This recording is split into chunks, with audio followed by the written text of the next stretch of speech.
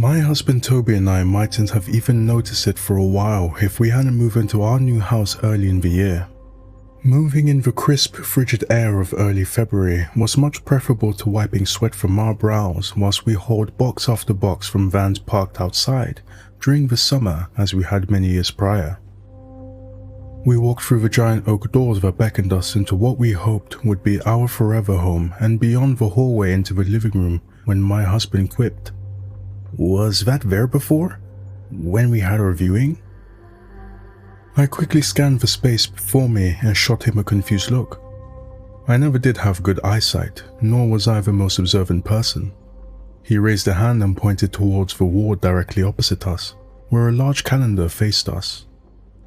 The place was unfurnished because we wanted to make it fully our own, and the moving company could only deliver our stuff the day after moving. So, there wasn't anything to see beyond the bare-bones skeleton of the house when we had our viewing. It did look out of place amongst the naked walls, but I still didn't take much note of it. For whatever reason though, my husband did and dropped the bag strapped along his shoulder to take a look.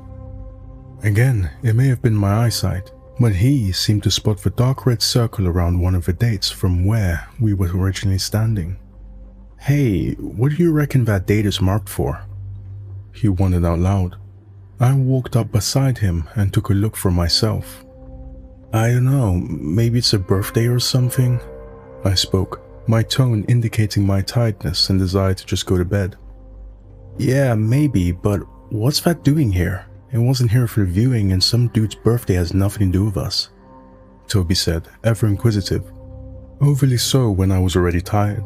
He began to flick through the rest of the months and with a voice tinged with something beyond his usual excitement, announced that 2 other dates had been circled in that same red font, along with some writing neither of us had noticed to that point. He always did love a good mystery, no matter how small. 3 dates were marked across the year and into the next, and the next. February 6th, June 19th, September 21st. "Don't go out," faintly written beneath each. Despite my reluctant intrigue and notice of his atypical demeanor, I told him that as much as I enjoyed diving into rabbit holes with him, I was too tired to play the guessing game that night, and we promptly carried our suitcases and backpacks up to the master bedroom and got ready for bed. The next morning, I woke up to Toby sitting on the couch from our old place the movers must have delivered and arranged as paid for whilst I was still asleep. He was facing the calendar and scrawling something onto a notepad. As my footsteps came within his earshot, he looked up at me and with that ever-comforting smile that never failed to reach his eyes, welcomed me into our new living room. Only the basics of our old furniture were arranged, and we still needed to organize a lot of the more aesthetic stuff ourselves, but it felt like home. After a brief conversation, he got down to business. He had already exhausted his search for a connection between the 3 dates and was trying to find one himself. I'd lived with and loved my investigative Toby for many years, but I'd never seen him like this. It was obsession at first glance. As I have admitted, the entire thing stirred up a quietly ominous curiosity within me too. Something wasn't quite right with that calendar. Why those dates? Why couldn't we go out? Ever a head-in-the-sand skeptic, I put it down to a joke of some sort, or something left behind by somebody between our viewing and move-in dates. I told myself and Toby over and over, the simplest explanations are always closest to the truth. Nevertheless, his breathless expedition into this particular unknown continued, and as February the 6th crept up on us, he remained no closer to the answer he was digging for. So, he came up with a plan. After reluctantly agreeing to go along with the whole staying inside for the day rule, mostly to humor him, and a tiny bit to give him a playful smug look when his plan amounted to nothing, he asked me to join him on a neighborhood watch. Essentially, he planned to sit by the large window overlooking the lawn and the row of houses across from us all day. He wanted to see if any of the neighbors, who, after exchanging the usual pleasantries with once we had settled in, he quickly probed about the existence of their own odd calendars, to which they let him know that it came with the house and to kindly never mention this again, would go about their days regardless of what the strange calendar said. We turned the couch around and sat for hours, talking at first about the new house and the calendar, wondering what it all meant and why every neighbor politely but sternly warned us not to talk about its existence. As the day went on and we grew bored of the guessing game and the silent street we looked out onto, we moved on to recalling the day we met and the many days we had together since. It became romantic, intimate, the two of us sitting there entangled in a conversation like that against the scene of life in a sleepy, peaceful suburb. But then, Mr. Hudson from across the street went outside. He and his wife had been living in the neighborhood for quite some time, so we went over to introduce ourselves a few weeks prior. It all looked fine at first. We peered more intently through our blinds as he lit a cigarette and took a long, hard drag before obscuring his weathered face in the exhale of smoke that followed. And just as that cloud took his face out of our focus, he vanished, dematerialized. The cigarette remained suspended, the faint daylight glow of a flame that lit it pulsating in an inconceivable fashion. It dwindled until nothing much remained beyond the filter, and as trivially as he had disappeared, Mr. Hudson was standing on his lawn again. Burnt-out cigarette clung between his fingers as if he had been there the entire time.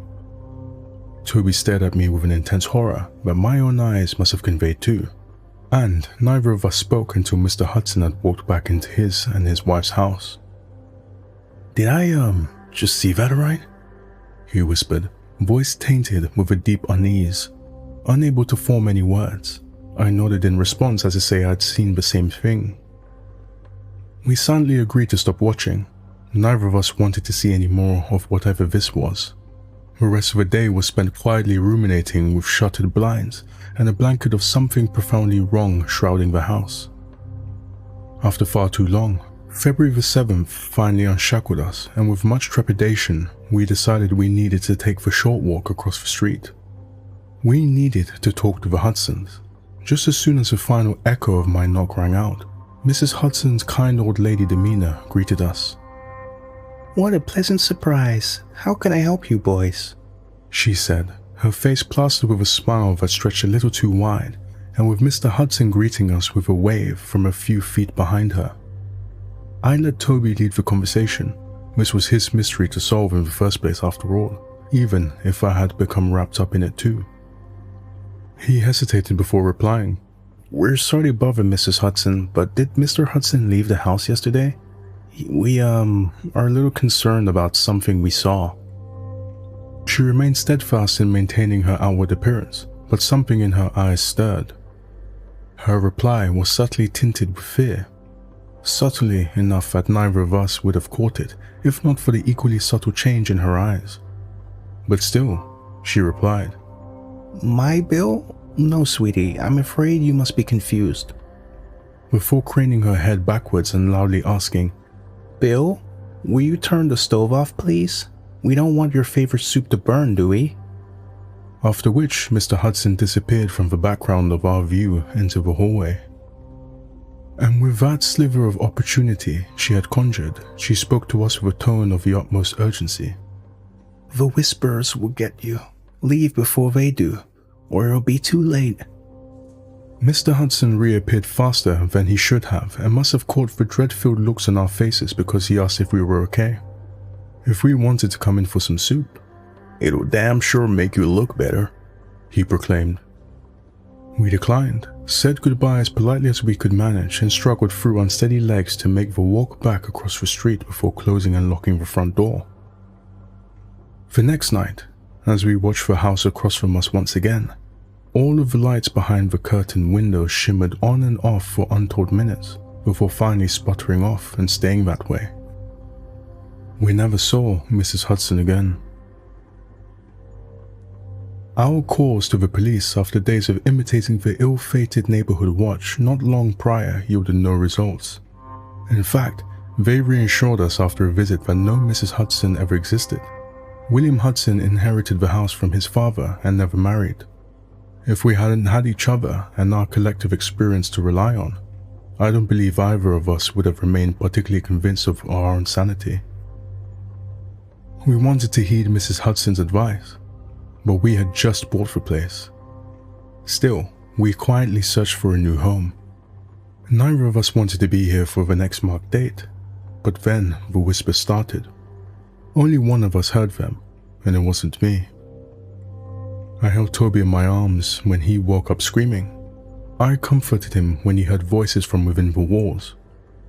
I put the house up for sale and began to pack our things when he stopped being able to function. All he could do was listen to the whispers. He said they beckoned him outside, told him something wonderful was waiting for him out there. And all he had to do, unlock the front door and step outside to see it all for himself. Yesterday was June the 19th, our second marked day together. I tried so hard to stop him, but he had always been the bigger one, the stronger one. He got past me anyway. I watched as he flickered out of his existence and into somewhere else, and I watched as he came back. I didn't see him come back into the house. As suddenly as he was outside, he was beside me, inside. He smiled at me as if he hadn't seen me in many years. For the first time, that familiar smile didn't reach his eyes.